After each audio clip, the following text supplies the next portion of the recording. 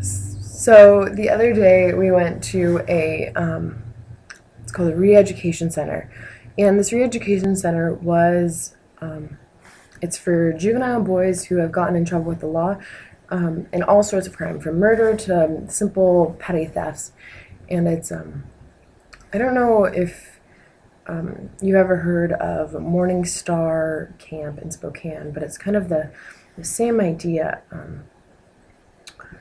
When I had my preconceptions or expectations for the camp, I thought it was going to be very much like a juvenile delinquent center. There was going to be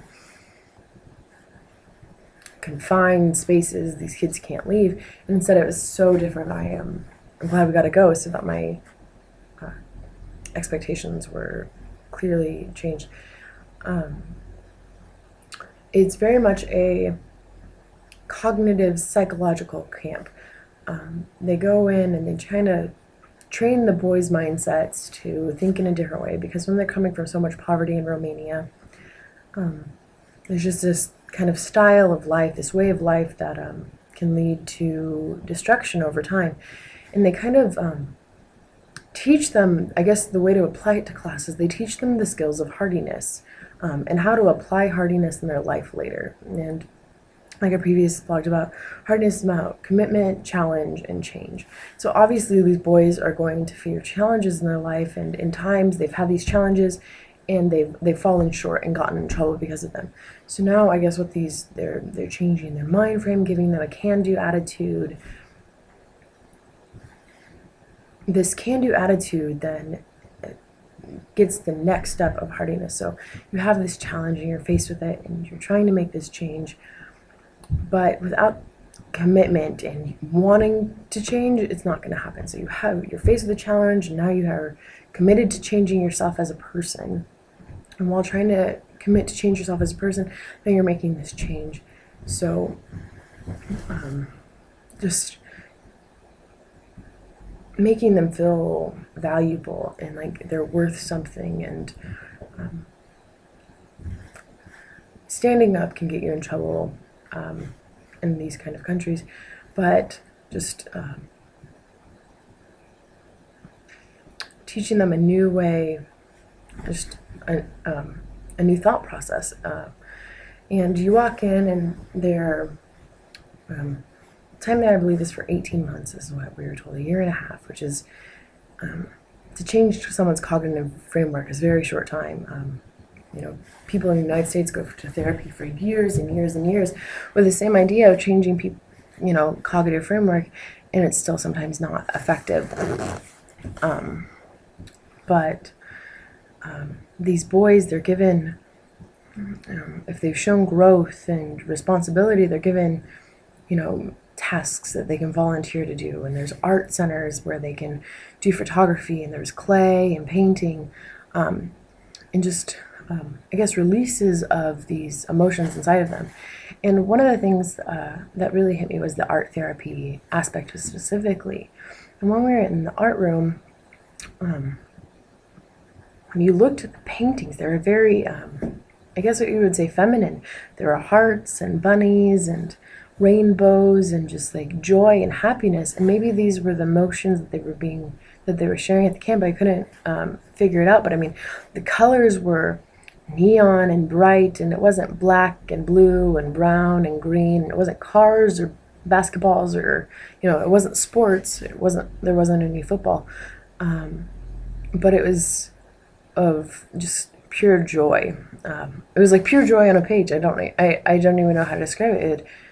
I was expecting possibly situations from their life on these pages, and it was the opposite. They go through they meet with personal psychologists, and they have group psychology sessions, and it's just, I was so impressed with the emotional intelligence of the staff themselves to recognize what these kids really needed and how to address the issue. One area, though, that will be a setback, I think, forever, I don't know that it's changeable, is that I feel like when kids are going through these types of changes, they need to have familial support. But these families are so set in a particular framework that it's they either don't want anything to do with the project themselves or very little. And while these kids are going through all of these changes, I believe the parents and family also need to be making changes in their lives so that when the kids are re-entered into their lives, that it's different. They don't have to, they're supported by their families. But that's just not the case in Romania. And I guess I worry that the changes in the effect and how effective the program, the re-education center is, could possibly be destroyed because of the lack of familial change and familial support and familial understanding. There's a quote, I can't remember it exactly, but it's something along the lines of, oh, I actually know exactly where to find it.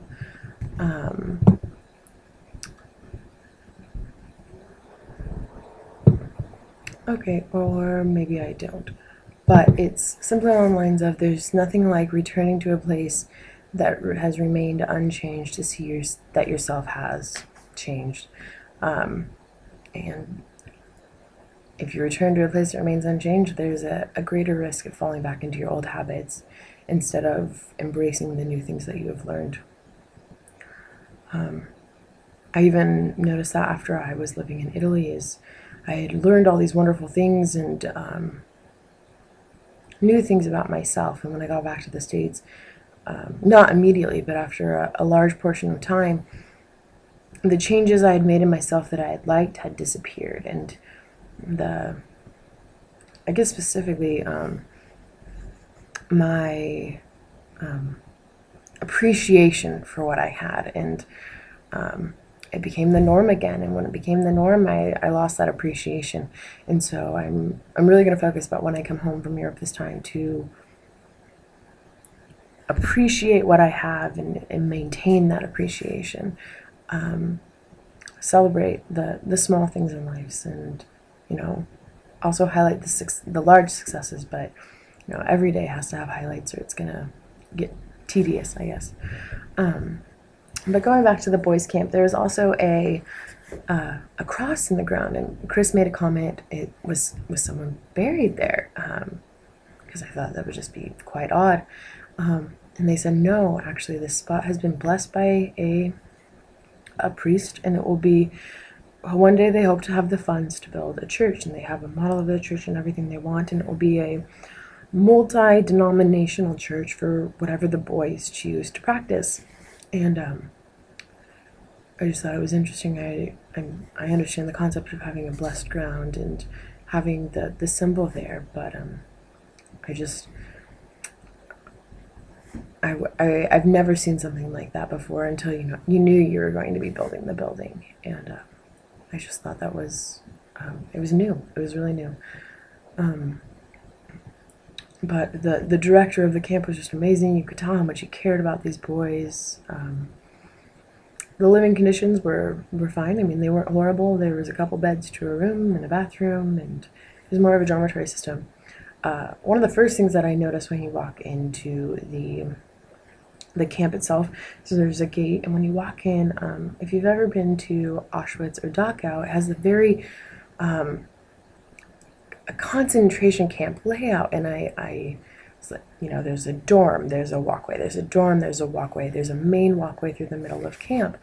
But actually it was set up this way on purpose, and I also think a large part of it was just that this is what they know, this is the architecture that they have for camps of this, just camps in general, not anything in particular. But they wanted the boys to have space, to be able to move, to be able to be free, not trapped. They said, another thing I noticed was I was expecting large chain fences from wall to wall, and like barbed wire on the top, and there are these probably 6-foot tall picket fences painted green. I mean, any person, if they really wanted to go, could get away. And they said that they only have runaways, about 1 to 2 boys, like every 2 years. So that was, obviously something's they're enjoying what they're doing, or there would be more runaways. The kids are appreciating what they're being offered. But I was just, the practice they had placed, instead of throwing these kids into jail where it's just difficult and you have this negative effect and feeling, they were trying to give them a positive change in their life. And I feel like so many times that's just not happening in the States, this positive constant change. But yeah, I was just really impressed, especially for Romania, a company that, or a country that has not made large strides since the communist times, to have such a program that was so advanced in Western education that I feel at times us in the Western society aren't even as effective as. I feel like we have more resources, though, in trying to get the familial support, and I don't know how they're going to be able to change that in Romania or make the transition back into life more helpful for these kids. But no, it was just an amazing experience. We met two boys, and they would be they were both almost at a year and a half, so they'd be going home soon. Because of their success and the progress they made, and that they came from good families, they're being allowed to go home for Easter. And I just I think this positive reinforcement shows that it can do a lot if you're giving good people to do the work. And I'll say it again, but my grandma's motto used to always be life-giving, not life-draining. And to me, a detention center is life-draining, and the cognitive change that they are giving to these boys is so life-giving and hopeful that it will make a huge difference in their lives. So hopefully they embrace it. They said that there's normally only about a 15%.